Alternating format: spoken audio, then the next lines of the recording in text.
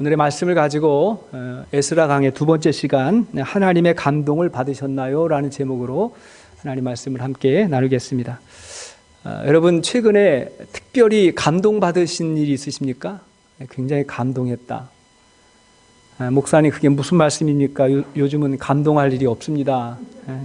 화나고 분노하고 참 염려스러운 일만 있죠. 이럴 수 있겠는데 그렇기 때문에 우리에게는 감동이 필요하죠. 오늘날 많은 사람들이 감동을 찾습니다. 기업들도요, 어떻게 하면 이 고객에게 감동을 줄 수 있을까를 늘 생각해요. 고객에게 감동을 주어야 마음이 열리기 때문에 그렇죠. 사람은 억지로가 아니라 감동을 받아야 마음이 열리고 몸이 움직이게 되죠. 요즘 매일 저희들이 다니엘 기도회를 온라인으로 진행하고 있습니다. 하나님을 개인적으로 만났던 많은 사람들의 다양한 간증을 들으면서 우리가 함께 은혜를 나누고 있습니다. 그런데요, 거기 나오시는 분들의 공통점이 있어요.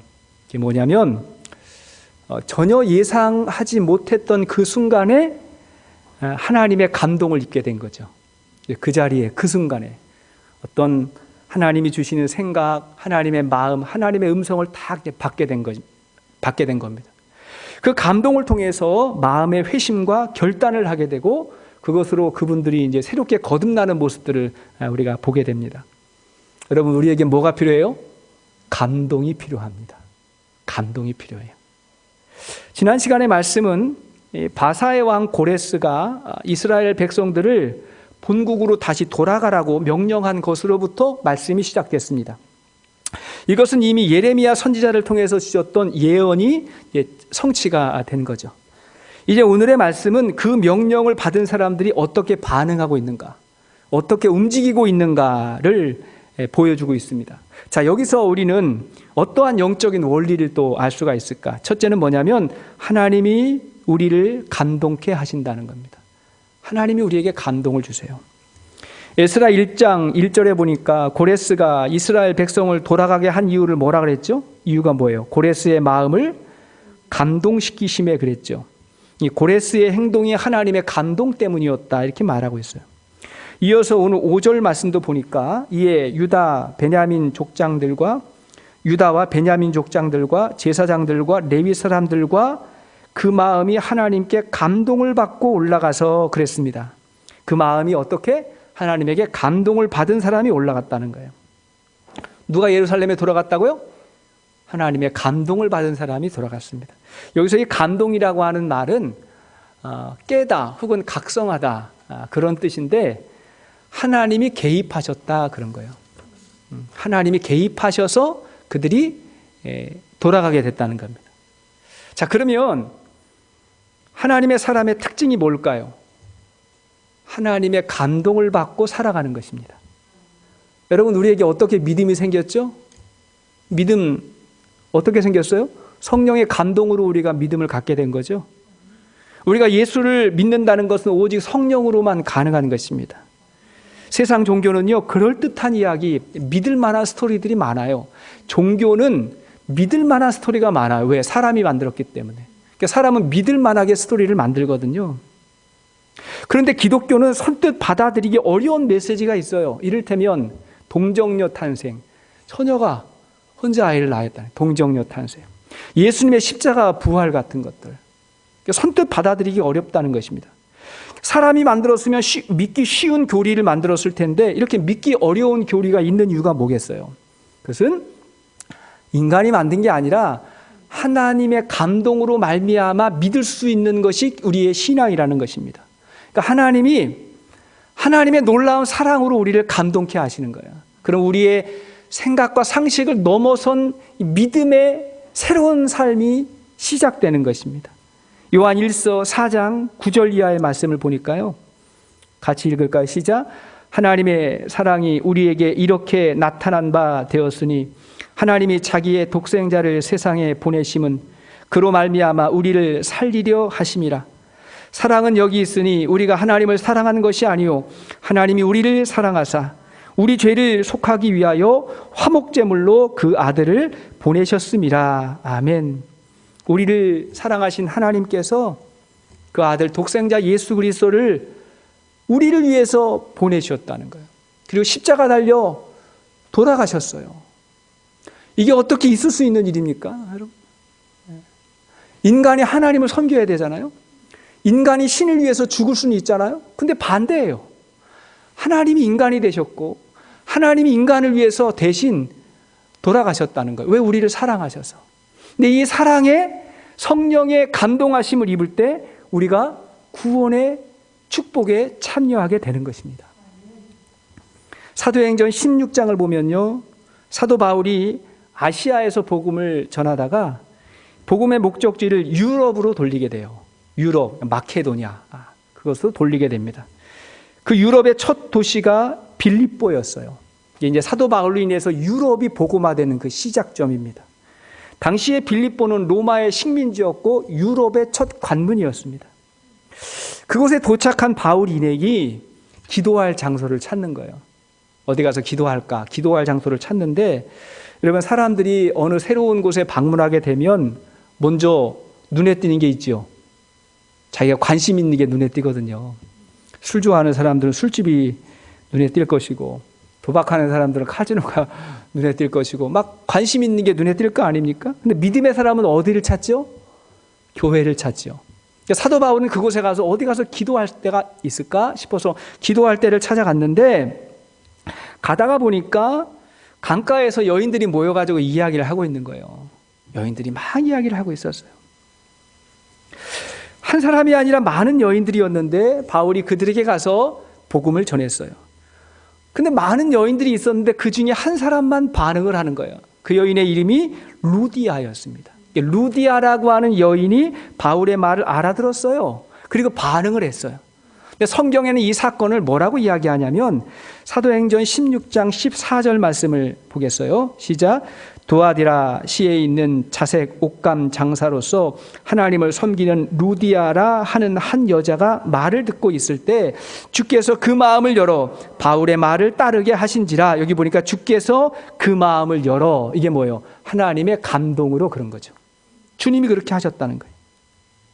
그래서 그 후에 루디아가 바울 일행을 자기 집으로 데리고 가서 며칠 동안 묵게 합니다.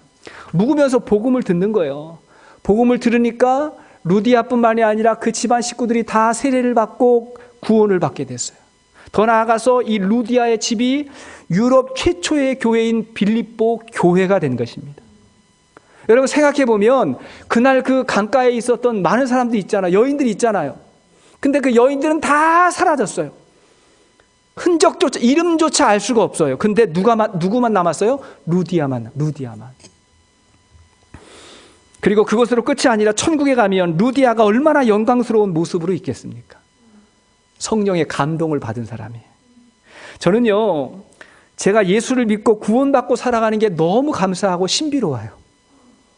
우리가 남보다 똑똑해서 지혜로워서 많이 배워서 착해서 우리가 복음을 받아들인 게 아니잖아요. 하나님께서 선물로 주신 거잖아요. 그러니까 믿음만 생각하면 너무 감사하고 신비로운 거죠. 더 신비로운 건 뭐냐면 제가 전하는 복음으로 예수 믿고 구원의 기쁨을 누리는 분들을 보면 더 신비로운 거예요. 어떻게 이런 일이 있나? 이건 사람이 할 수 있는 일이 아닙니다, 여러분. 제가 할 수 있는 일이 아니에요. 여러분, 우리가 사람을 변화시킨다고 생각하지 마세요.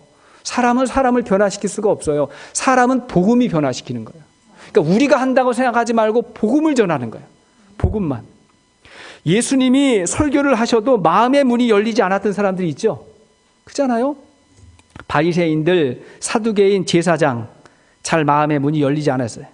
가룟 유다는 3년 동안 예수님과 함께 말씀을 들었는데 그 현장에 있었는데 예수님 팔아넘기지 않았습니까? 그러니까 저는 아무리 성도님들에게 상처를 받아도 아직 팔린 적이 없기 때문에 예수님만큼은 아니에요. 예수님은요, 그분이 말씀을 전해도 마음이 안 열리는 사람이 있었는데, 그런데 제가 뭐라고, 우리가 복음을 증거하면 마음의 문을 열고 예수님을 영접하고 구원받고 하나님의 자녀가 됩니까? 어떻게 되는 거예요? 오직 성령의 감동하심으로 되는 줄로 믿습니다. 성령이 아니고는 예수를 그리스도로 할 수 없어요. 또 예수를 그리스도로 믿는 사람의 마음에는 이미 성령님이 계신 것입니다. 요한 1서 4장 13절 이하의 말씀 보니까 시작. 그의 성령을 우리에게 주심으로 우리가 그 안에 거하고 그가 우리 안에 거하시는 줄을 아느니라. 아버지가 아들을 세상에 구주로 보내신 것을 우리가 보았고 또 증언하노니 누구든지 예수를 하나님의 아들이라 시인하면 하나님이 그의 안에 거하시고 그도 하나님 안에 거하느니라. 아멘. 예수를 믿는 사람들 마음에는 성령이 거한 것입니다. 그러면 하나님의 감동을 받고 하나님의 감동 안에서 살아가게 되는 것이죠. 그런가 하면 두 번째, 그렇게 하나님의 감동으로 사는 사람의 특징이 있는데 뭐냐면 기쁨으로 산다는 거예요. 항상 기쁨으로 살아요. 6절 말씀 보니까요, 그 사면 사람들이 은그릇과 금과 물품들과 짐승과 보물로 돕고 그 외에도 예물을 기쁘게 드렸더라 그랬습니다. 그 사면 사람들이 돕고 기쁘게 드렸대요. 그 사면 사람들이 누구라 그랬죠? 지금 본국으로 돌아가는 유대인들 주위에 있었던 사람들이 돌아가는 사람들을 어떻게 했대요? 도왔대요. 그냥 보낸 게 아니에요. 여기 보니까 은그릇과 금그릇과 여러 물품과 보물로 도왔대요. 이것도 성령의 감동하심이죠. 감동이죠. 도운 거예요. 이 사건을 보면 과거에 이스라엘 백성이 애굽에서 나올 때 있잖아요. 출애굽할 때 그때도 애굽 사람들이 비슷한 상황을 연출했던 것을 보게 됩니다. 출애굽기 12장 35절 말씀 보세요. 12장 35절 시작. 이스라엘 자손이 모세의 말대로 하여 애굽 사람에게 은금 패물과 의복을 구하매 여호와께서 애굽 사람들에게 이스라엘 백성에게 은혜를 입히게 하사 그들이 구하는 대로 주게 하심으로 그들이 애굽 사람의 물품을 취하였더라. 자, 히브리인들이 나오는데 누가 도와줬다고요? 애굽 사람들이 그들에게 은혜를 입혔다는 거예요. 도움을 받았다는 거죠. 여러분, 이런 상황이라고 한다면 평소에 우리가 말이죠, 우리 주위에 있는 사람들이 그리스도인이 아니라 할지라도 우리는 우리 주위의 사람들을 정말 사랑해야 됩니다. 그들을 잘 섬겨야 되고요, 그들을 위해서 기도해야 됩니다. 매일매일 만나는 사람들 있잖아요. 직장 동료들, 나와 함께하는 사람들, 항상 그들을 위해서 기도해야 돼요. 왜냐하면 첫째, 그래야 구원할 수 있잖아요. 그래야 구원할 수 있고, 두 번째, 하나님께서 복을 주실 때는 그분들을 통해서 주시는 거예요. 여러분, 아멘이십니까?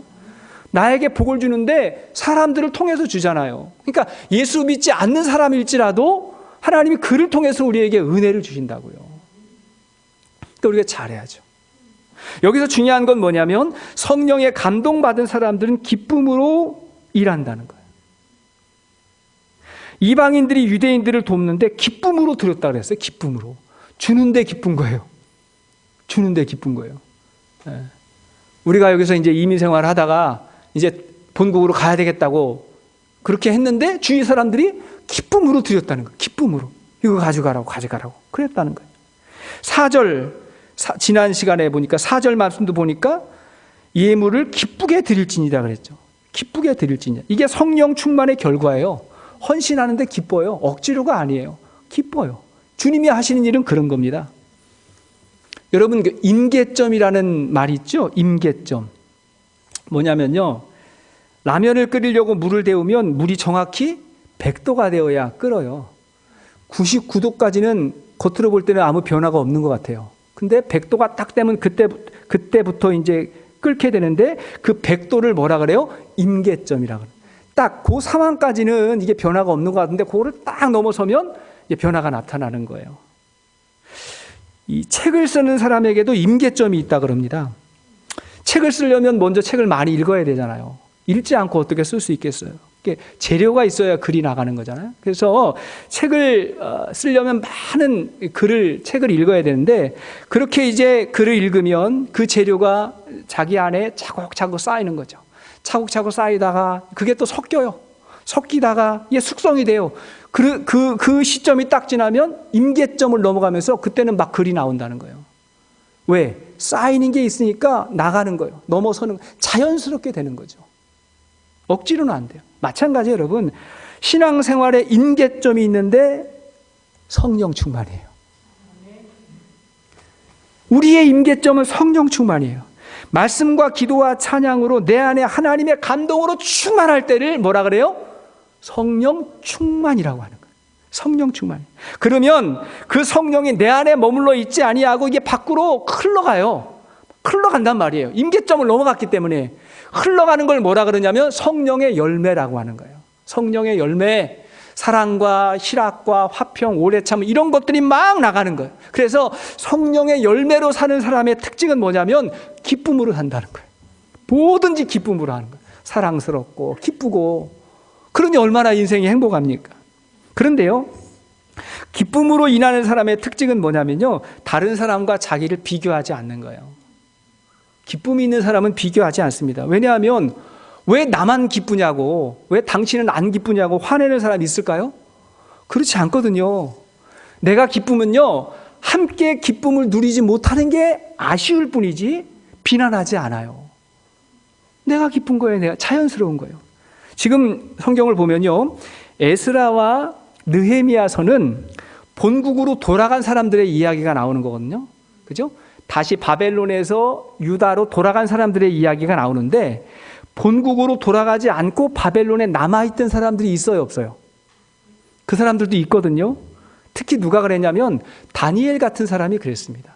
다니엘은 남아있었던 사람이에요. 자, 다니엘 10장 1절 이하의 말씀을 볼까요? 다니엘 10장 1절이에요. 시작. 바사왕 고레스 제3년에 한 일이 벨드사살이라 이름한 다니엘에게 나타났는데 그 일이 참되니 곧 큰 전쟁에 관한 것이라. 다니엘이 그 일을 분명히 알았고 그 환상을 깨달으니라. 그때 나 다니엘이 새 이레 동안을 슬퍼하며 새 이레가 차기까지 좋은 떡을 먹지 아니하며 고기와 포도주를 입에 대지 아니하며 또 기름을 바르지 아니하니라. 저기 보니까 새 이레 동안 금식했다. 이게 뭐예요? 21일 동안의 다니엘 금식이 여기서 나온 거거든요. 다니엘이 환상을 보고 금식하며 기도했다는 거잖아요. 근데 이때가 언제예요? 바사왕 고레스 제3년에 그랬죠. 고레스 제3년이면 고레스 원년에 돌아갔으니까 돌아간 사람들은 이미 돌아갔고 지금도 가고 있고 다니엘은 어땠다는 거예요? 거기에 남아있어요. 남아있었지만 그도 하나님의 감동을 받고 놀라운 하나님의 신비 속에서 살아간 거예요. 그러니까 여러분 각자의 부르심이 다른 거예요. 돌아가는 사람도 있고 남아있는 사람도 있고 각자 받은 하나님의 감동으로 살아가는 거예요. 근데 특징은 뭐냐?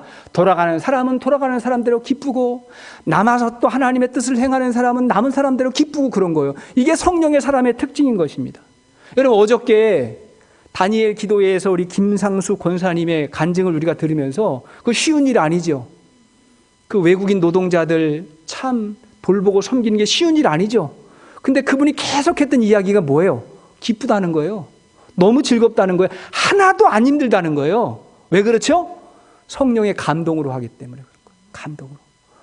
아니 나는 이렇게 힘든 사역하고 나는 이렇게 어려운 일 하는데 저 교회는 뭐 하는 거야? 저 사람은 뭐 하는 거? 왜 이렇게 하지 않아? 이건 성령으로 하는 게 아니에요. 자기 힘으로 하는 거라고요. 이건 우리 교회도 마찬가지라고 생각합니다. 저는 우리 교회에 이 가정교회 사역이 너무 기뻐요. 너무 즐거워요. 너무 행복해요.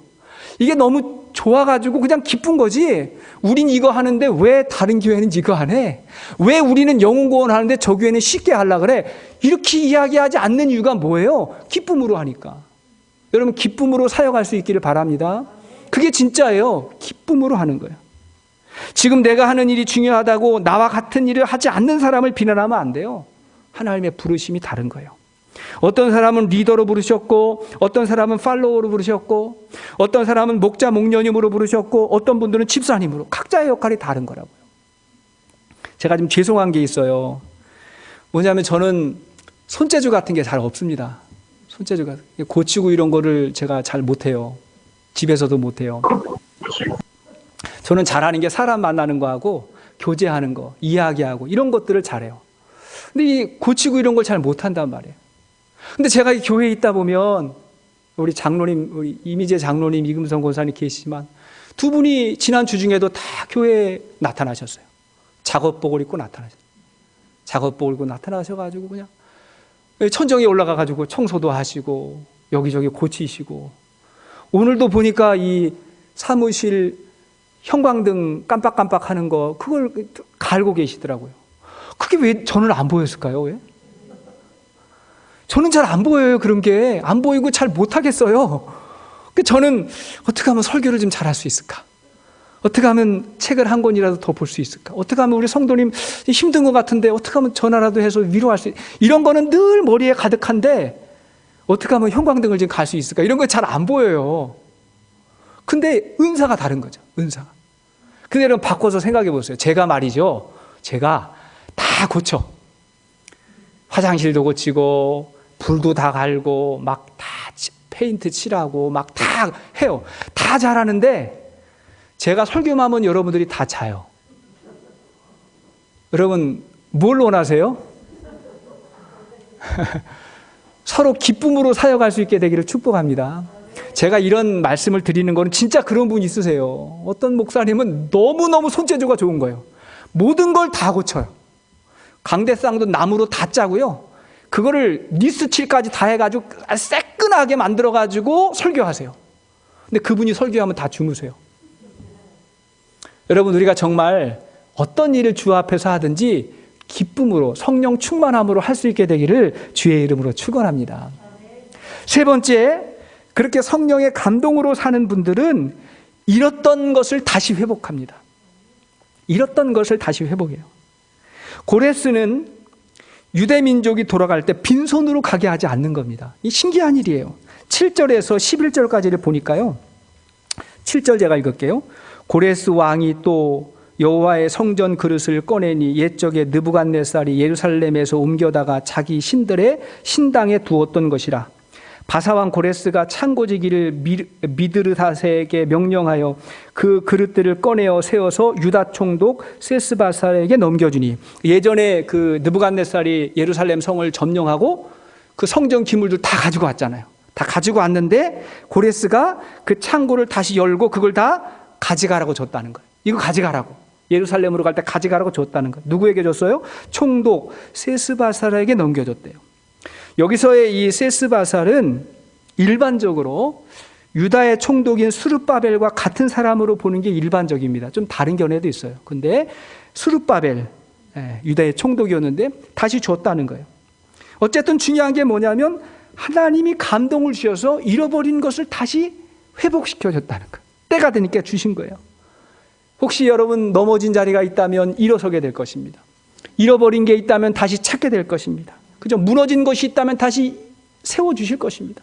예루살렘 성전이 무너졌잖아요. 다시 세워질 것입니다. 우리의 예배도 우리가 하나님의 감동 가운데 다시 회복될 거라고 믿습니다. 아니, 지금도 회복되고 있는 것입니다. 누가복음 15장 말씀을 보니까 아버지의 유산을 미리 받아서 집을 나갔던 탕자가 고생하다가 돼지우리 안에 들어가게 되는 거죠.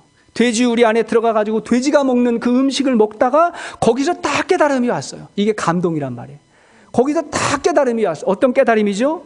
내 아버지 집에는 종들도 배불리 먹고 사는데 아버지의 집을 떠난 데가 이렇게 살고 있구나 라고 딱 깨닫고 나서 다시 돌아가잖아요. 이게 뭐예요? 하나님의 감동인 거예요. 다시 회복될 수 있는. 그러니까 하나님의 감동으로 사는 사람은 다시 회복되는 거예요. 다시 일어나는 것입니다. 마틴 루터가 이런 말을 했어요. 사람은 말과 같아서 예수님께서 타지 않으시면 마귀가 탑니다. 그랬어요.